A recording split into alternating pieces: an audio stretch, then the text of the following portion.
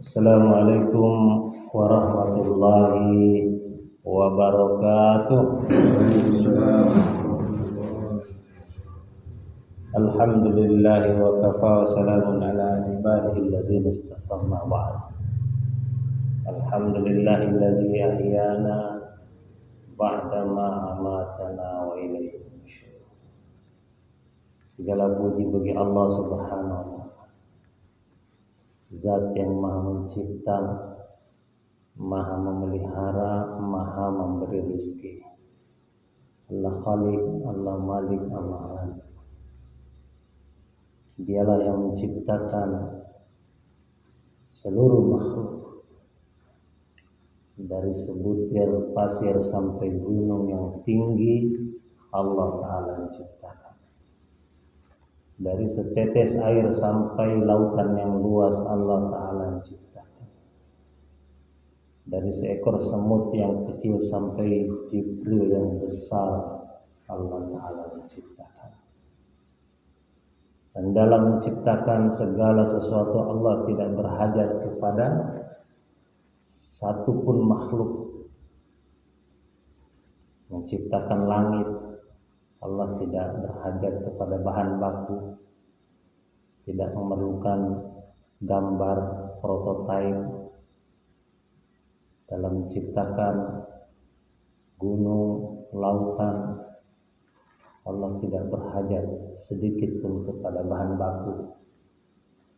Apabila Allah menghendaki sesuatu, maka cukup dengan kun fayakun, jadi menjadi. Allah Ta'ala yang maha memelihara seluruh ciptaan. Bagaimana ukuran rumput dengan ukuran pohon pisang berbeda. Tidak pernah pohon pisang mengecil seperti rumput, dan tidak pernah rumput membesar tinggi seperti pohon pisang.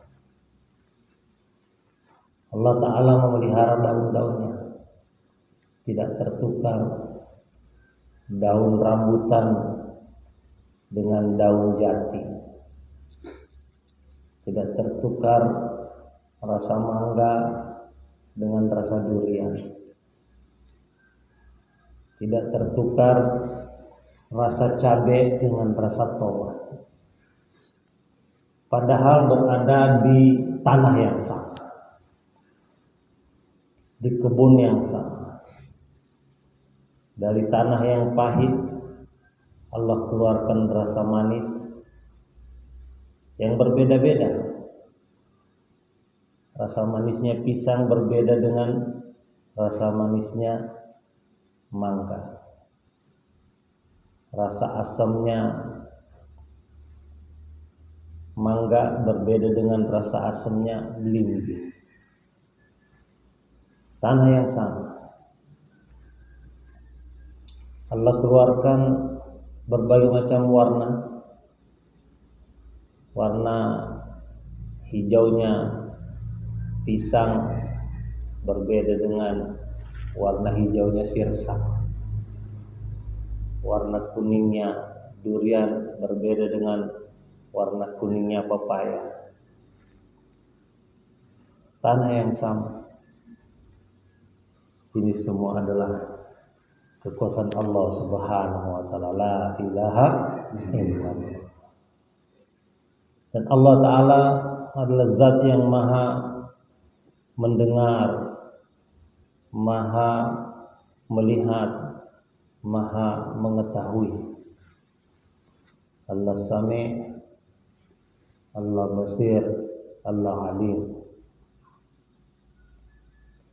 Allah Ta'ala mendengar doa Nabi Yunus alaihissalam di dalam lapisan kegelapan yang tiga. Kegelapan malam, kegelapan lautan, dan kegelapan perut ikan. Allah mendengar apa yang disampaikan Nabi Yunus alaihissalam. Allah maha melihat seekor semut yang berjalan di atas batu hitam. Semutnya hitam, batunya hitam, malam yang hitam. Allah tahu kemana semut itu pergi. Tidak ada yang meleset dari pandangan Allah Subhanahu wa ta'ala. Dan Allah Ta'ala Maha mengetahui setiap lembar daun yang jatuh. Wa ma tasqutu min waraqatin illa ya'lamuha. Tidak ada satu lembar daun pun yang jatuh melainkan dalam pengetahuan Allah. Berapa lembar daun yang jatuh di Betungan, yang jatuh di Bengkulu, yang jatuh di Indonesia, yang jatuh di Malaysia, yang jatuh di Rusia, yang jatuh di Amerika. Semua dalam pengetahuan Allah Subhanahu wa ta'ala. Dan tidak ada yang meleset. Maka tugas kita adalah meyakini sepenuhnya bahwa Allah kuasa, selain Allah tidak kuasa. La ilaha illallah. Dan hadirnya mulia, kehidupan kita ini bukan karena kehendak kita. Kita ini sebenarnya bukan hidup, tapi dihidupkan. Kita ini sebenarnya bukan melihat, tapi dilihatkan. Kita ini sebenarnya berbicara, bukan berbicara, tapi berbicarakan. Kita tidak berdaya apa-apa. Banyak orang punya mata, tapi tidak bisa melihat. Banyak orang punya mulut, tidak bisa berbicara. Punya tangan, punya kaki, tidak bisa berjalan. Karena seseorang itu diperjalankan, bukan berjalan sendiri. Seolah-olah saja berjalan. Keyakinan ini harus tertanam dalam hati kita, bahwa kita ini diperjalankan. Dan Allah jadikan hamparan bumi ini sebagai tempat berjalan, tempat untuk dilewati. Sering dikatakan dunia ini adalah tempat meninggal, bukan tempat tinggal. Setiap orang yang hadir ke permukaan bumi ini nanti akan pergi. Dunia me ek safar hai. Dunia ini adalah sebuah perjalanan. Itu kata orang Kulon. Kemarin ada orang Pakistan datang, bahasanya seperti itu. Dunia ini sebuah perjalanan. Kalau orang Jawa katakan dunia mampir ngombe. Iya, mampir minum saja. Sebentar.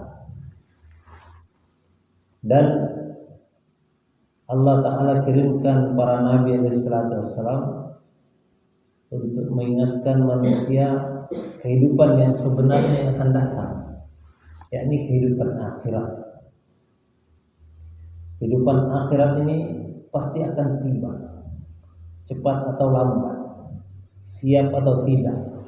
Ingat mati, mati. Tidak ingat mati, mati. Kematian akan datang kepada siapapun. Persoalannya bukan kematiannya, tapi persiapan menuju kematian itu. Nabi SAW telah mengingatkan bahwa orang yang cerdas itu adalah orang yang senantiasa ingat kepada kematian. Al-Qais man dana nafsahu wa amila lima ba'dal maut. Orang yang cerdas adalah orang yang senantiasa ingat mati dan buat persiapan untuk mati. Apa persiapan kita untuk mati? Apakah membuat kebun sawit yang luas? Punya 10.000 hektar. Kemudian memberikan pengumuman, alhamdulillah saya sudah punya kebun sawit 10 hektar, sekarang saya sudah siap mati. Oh, ternyata tidak. Kemarin kami sudah menyaksikan di Medan, ada orang kebunnya bukan lagi 10.000 hektar. Sedekahnya saja setiap bulan sekitar 1 miliar. Duit yang dibagikan setiap bulan itu 1.000 juta. 1.000 juta kalau dibagi 30 hari, sehari berapa? Sehari kira-kira 30 juta. Sehari 33 juta. 1 jam dia bagikan hampir 2 juta. Setiap jam 2 juta. 1,5 juta tiap jam. Jam 1, 1,5 juta. Jam 2, 1,5 juta. Jam 3. Ketika mati, kami menyaksikan hanya tumpukan tanah di atas kuburannya dan 1 lembar papan bertuliskan namanya. Kebun sawit tidak dibawa. Ternyata bekal akhirat adalah amal-amal ibadah kita. Sholat inilah bekal akhirat. Bukan sholat fardu. Sholat fardu ini bukan milik kita. Sholat fardu ini kewajiban. Yang menjadi milik kita adalah sholat-sholat sunnah. Kalau sholat fardu seperti kita bayar hutang. Hutang itu sunnah, tapi membayarnya wajib. Jadi yang namanya hutang itu wajib dibayar. Hukum sholat adalah apa? Wajib. Kalau kita punya hutang, kemudian kita sudah bayar, sudah selesai kewajiban kita. Kalau kita bayar, itu bukan milik kita. Sholat yang 5 waktu itu milik Allah, hak Allah. Yang milik kita, yang menjadi kekayaan kita, harta kekayaan kita adalah 2 rakaat sebelum sholat subuh. Wah, itu harta kita. Dikatakan 2 rakaat sebelum sholat subuh lebih baik daripada mendapatkan gunung, lautan, pepohonan, emas, intan, berlian, dolar, mobil, gedung-gedung, seluruh dunia beserta isinya. 2 rakaat sebelum sholat subuh inilah yang menjadi milik kita. Sekarang kita tidak paham betapa berharganya 2 rakaat sebelum subuh itu, karena dihijab mata kita oleh Allah Ta'ala. Kalau dinampakkan, kita bingung mau taruh di mana. Lebih baik daripada mendapatkan dunia dan segala isinya. Itu baru 2 rakaat sholat sebelum subuh. Bagaimana dengan 2 rakaat yang lainnya? Bagaimana dengan sholat tahajud? Bagaimana dengan sholat duha? Bagaimana dengan sholat qobliyah ba'diyah? Bagaimana dengan sholat awwabin kita? Ini semua yang menjadi milik kita. Karena itu hadirin yang mulia, kita harus jaga harta kita ini. Kemarin sudah disampaikan, kemungkaran terbesar ini bukan ceroboh dalam menjalani kehidupan. Misalnya berjudi, minum arak dan sebagainya. Tapi kemungkaran terbesar itu ketika dipanggil Allah tidak datang. Ada orang dipanggil polisi langsung datang, tapi dipanggil Allah tidak datang. Kadang-kadang dipanggil Satpol PP aja sudah datang. Gimana ya? Dipanggil Satpol datang, tapi dipanggil Allah tidak datang. Kenapa? Karena tidak mengenal siapa Allah. Yang menciptakan dia, yang memelihara dia, yang memberi rezeki kepada dia. Kami di Kamboja ketemu satu orang pemuda. Orang ini mengerti bahasa Melayu. Dia lagi kerja bangunan. Kami dengan Pak Wali mengajak dia ke masjid. Dia bilang belum siap. Kenapa belum siap? Ya, pakaiannya buruk. Di sini juga dia kontrak rumah. Di sini juga dia hidupnya miskin. Jadi belum siap ke masjid. Karena hidupnya susah, maka dia tidak ke masjid. Allah ini belum kasih saya harta. Allah belum kasih saya kekayaan. Allah kasih saya harta, kekayaan, saya akan rajin ke masjid. Jadi saya cerita sama dia, di Indonesia saya punya kawan. Itu orang buta, tidak bisa melihat. Kamu ini punya mata. Mata kamu ini 2. Kawan saya itu perlu mata, bukan 2, 1 aja, yang penting bisa melihat. Mau nggak kamu jual mata kamu? Kalau hitungan rupiahnya, saya tawar matanya dia 10 juta. Mau nggak kamu jual mata kamu 10 juta? Oh enggak, katanya. Nah, udah kalau gitu ditambah 100 juta. Wah, enggak mau. Kalau gitu 1000 juta, 1 miliar. Kan kamu punya 2 mata. Ini kawan perlu 1 mata saja. Kamu masih punya 1. Ini kamu kaya. Sekarang kamu punya duit 1000 juta. Kamu punya duit 1 miliar. Mau gak jual mata kamu 1 miliar? Kasih kawan. Dia bilang tidak mau. Katanya kamu tadi mengaku miskin,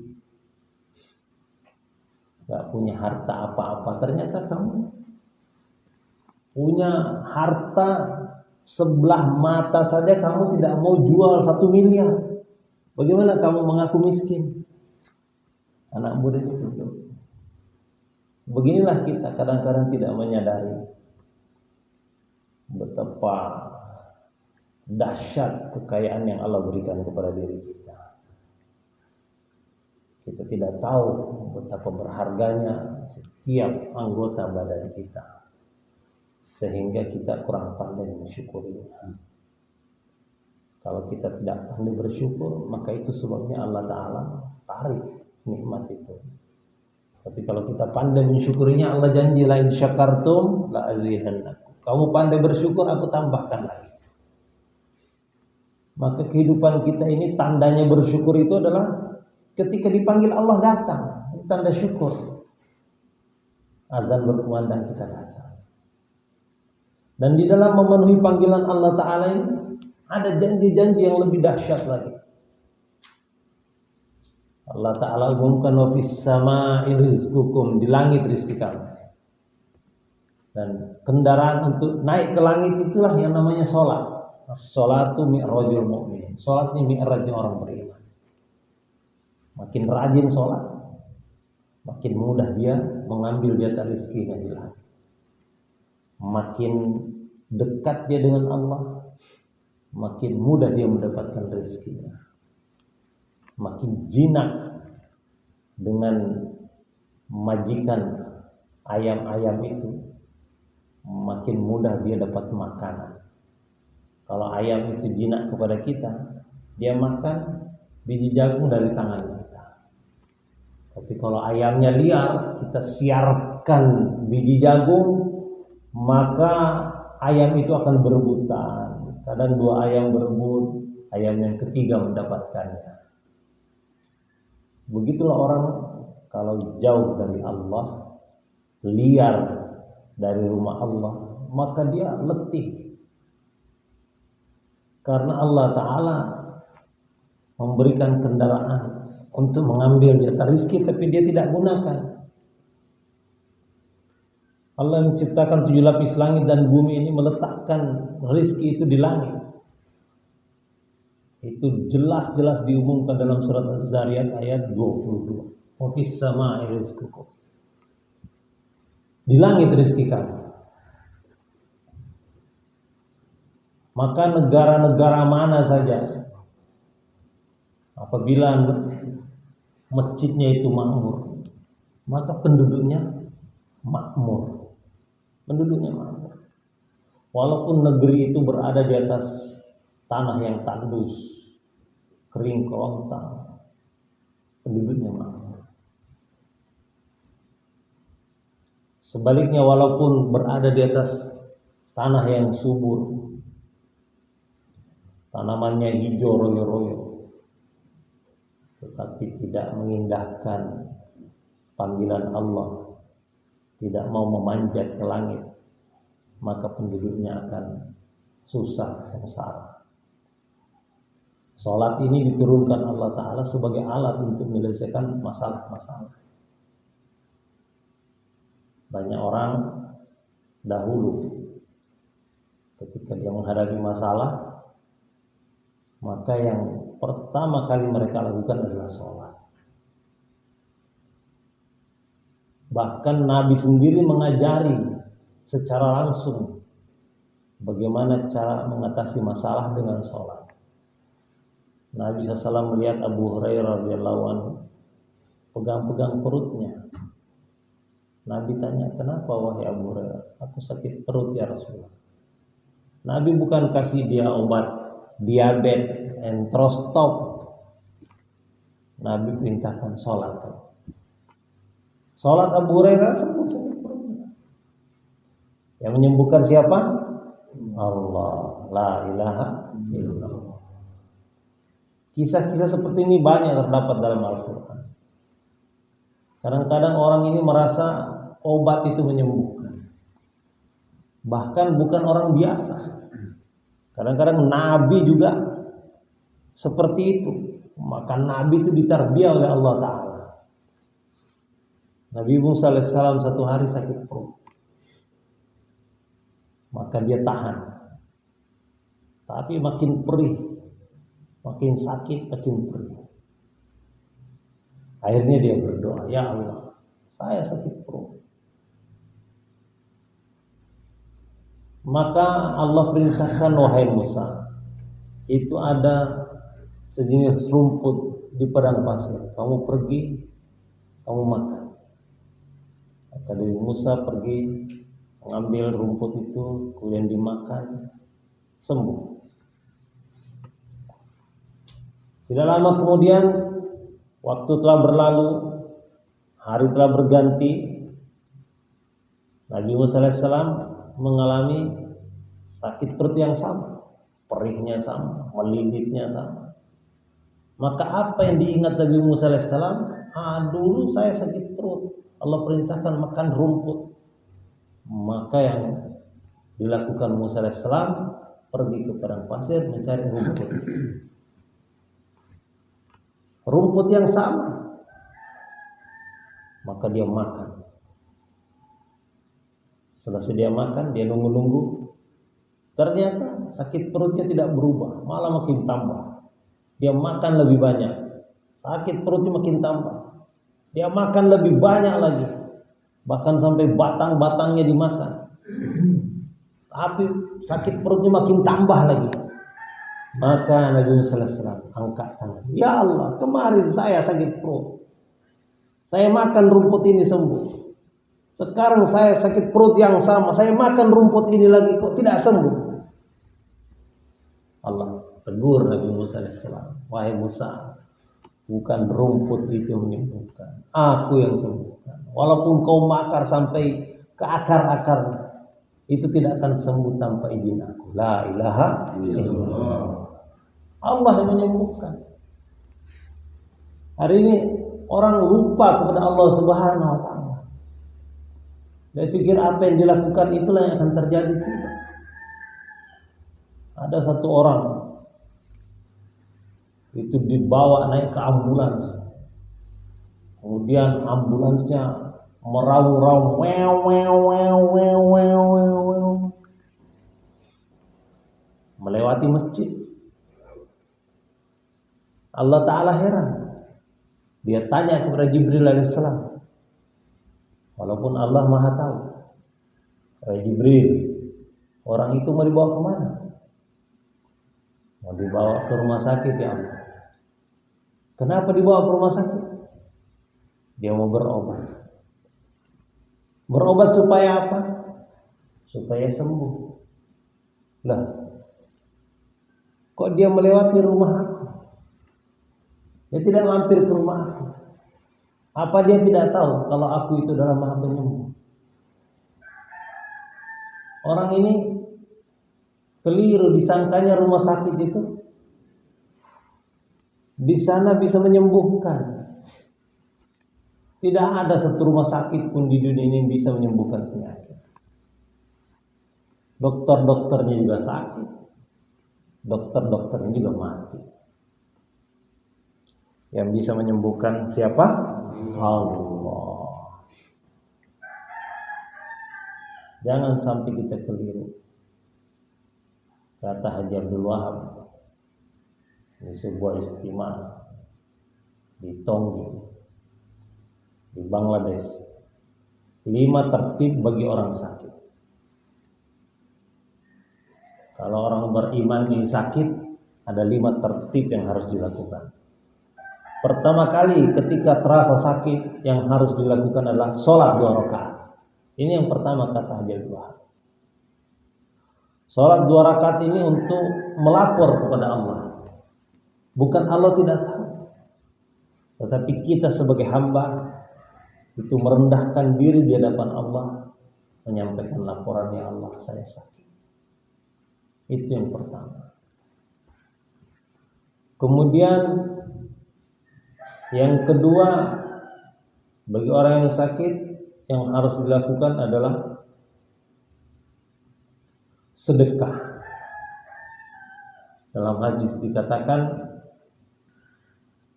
obati penyakitmu dengan sedekah. Ini banyak orang lupa. Dia pikir kalau makan obat ini akan sembuh, makan obat itu akan sembuh, makan obat impor tidak. Yang kedua yang harus dilakukan adalah sedekah. Ini orang sakit. Kemudian yang ketiga, bagi orang sakit yang harus dilakukan adalah doa. Doa. Bukan doa minta kesembuhan. Kalau doa minta kesembuhan ini doa yang sangat kecil.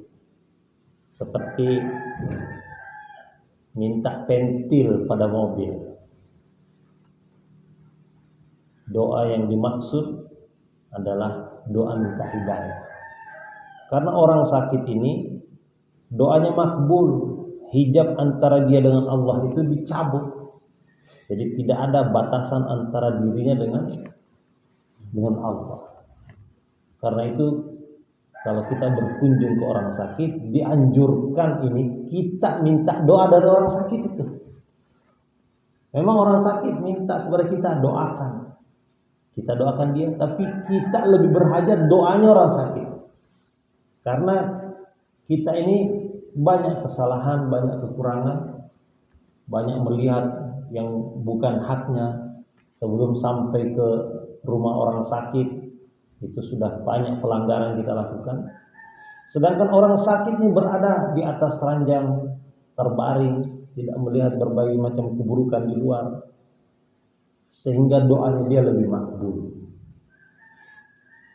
Bahkan dikatakan siapa mengunjungi orang sakit di pagi hari, 70.000 malaikat mendoakan dia. Orang yang sehat ini berkunjung kepada orang sakit, 70.000 malaikat mendoakan dia. Sampai pagi. Kalau kita mengunjungi orang pada waktu sore, maka 70.000 malaikat mendoakan sampai pagi. Dan apabila kita mengunjungi orang sakit pada pagi hari, maka 70.000 malaikat mendoakan sampai sore. Satu malaikat tuh doanya makbul, apalagi 70.000.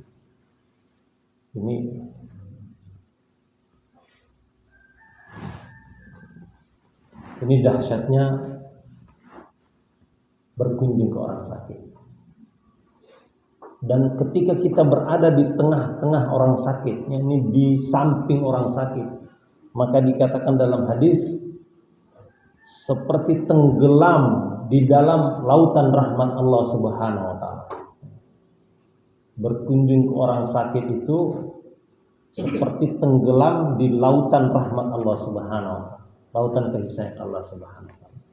Makanya kalau kita berkunjung ke orang sakit, dianjurkan agar kita minta didoakan oleh orang sakit dan kita aminkan. Doa apa yang diminta? Doa hidayah. Doa hidayah. Kalau doa hidayah adalah doa yang besar. Doa yang besar.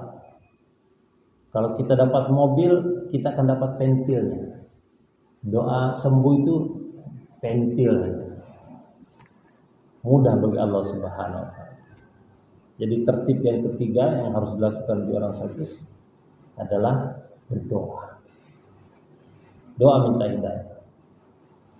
Kemudian yang keempat, mencari obat-obat yang ada dalam Quran dan Sunnah. Ini yang keempat.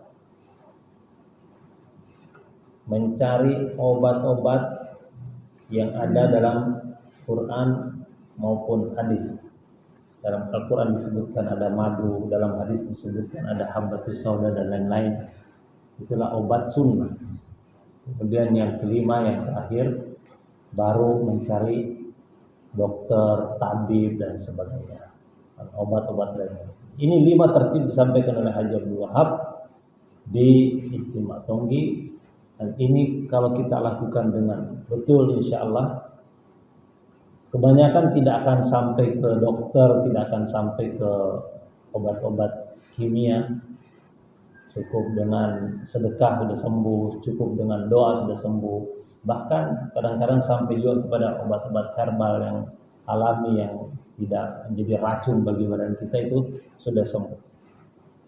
Yang pertama dilakukan itu adalah sholat. Inilah sholat mengatasi berbagai masalah. Maka dari yang mulia kita latihan. Hari ini kita kurang pandai menggunakan sholat sebagai solusi masalah. Termasuk orang-orang yang kesulitan masalah ekonomi.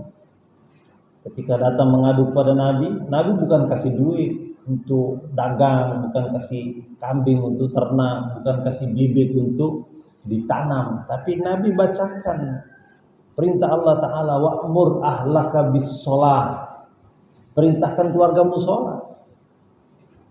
Mungkin dia sudah sholat, mungkin istrinya belum sholat, atau mungkin anaknya belum sholat. Maka turun ayat wa'mur ahlaka bis sholat. Perintahkan keluargamu sholat. Maka dia sholat. Selesai sholat, tak lama kemudian dia datang melapor, ya Rasulullah, selesai masalah saya. Ada 3 orang dalam jaminan Allah Ta'ala. Yang pertama, orang yang masuk ke rumah dia mengucapkan assalamualaikum. Nah, ini rizkinya dijamin oleh Allah Subhanahu wa taala, dimudahkan Allah Ta'ala. Ketika dia mau masuk ke rumah, dia ucap assalamualaikum. Ada orang di rumah atau tidak, dia ucap assalamualaikum. Kalau ada orang insya Allah dijawab. Kalau tidak ada orang, malaikat yang jawab. Masuk rumah assalamualaikum. Ini dalam jaminan Allah rizkinya. Yang kedua, orang yang bolak-balik ke masjid. Rumah masjid ini juga dalam jaminan Allah rizki. Allah mudahkan rizki. Kemudian yang ketiga, orang yang keluar fi sabilillah, ini dalam jaminan Allah rizki. Bahwa dhaminun 'ala Allah. Hadirin yang mulia, maka kita risau kalau ada orang yang tidak sholat. Ada orang yang tidak sholat ini masih sering menceritakan itu dosanya akan menimpa 40 orang di sekitarnya. Satu orang yang tidak sholat, satu tetangga kita yang tidak sholat, maka 40 rumah di sekitarnya itu kan kena bala. 40 rumah di sekitarnya akan kena bala untuk satu orang yang tidak sholat.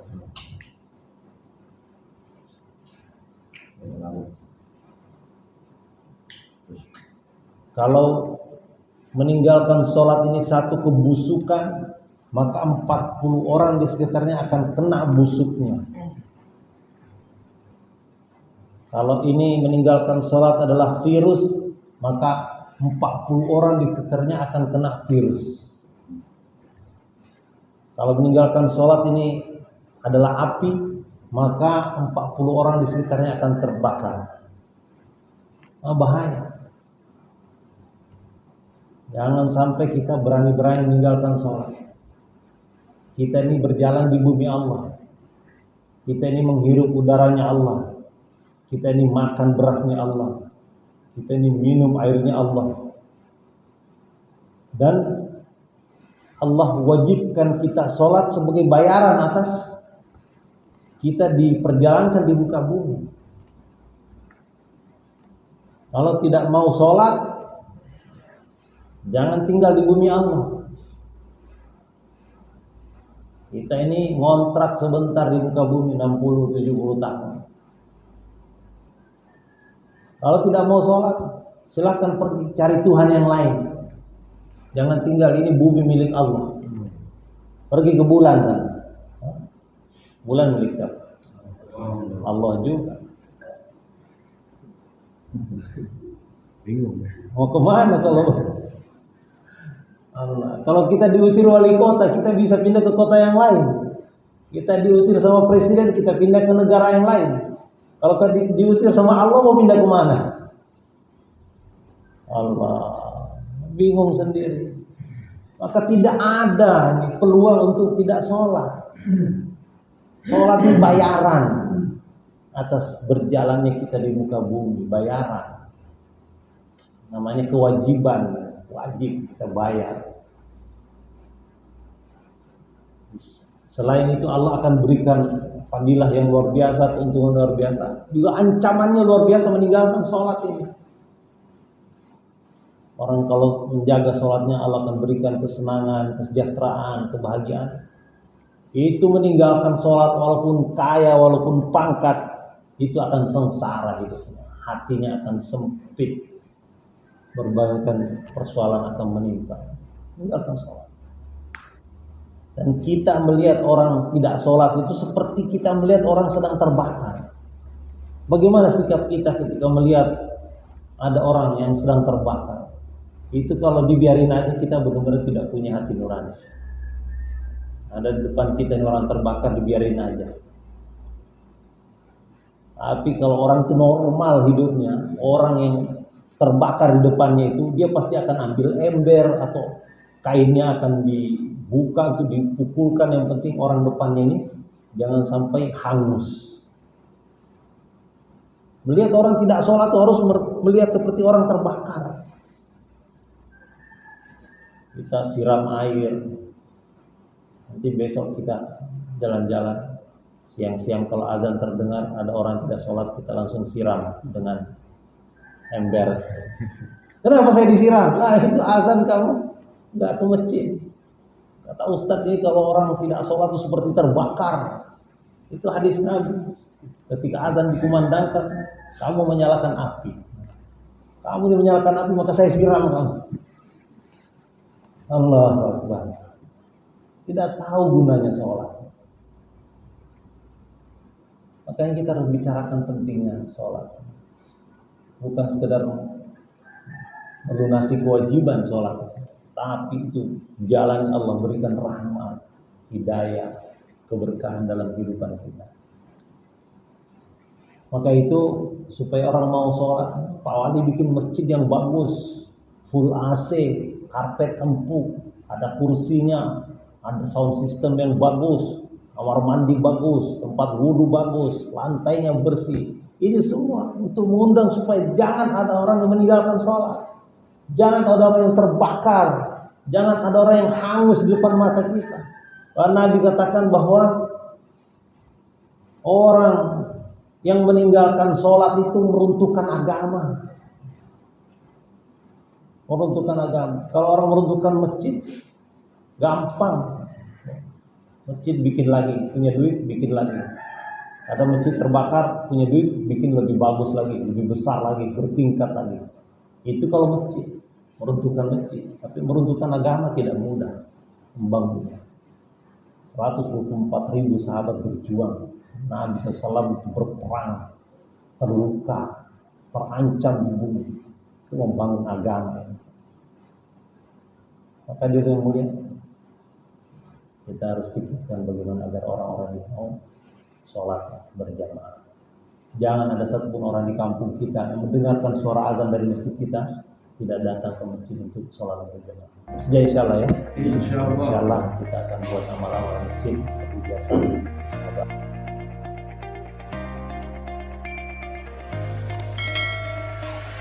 Cam Llave.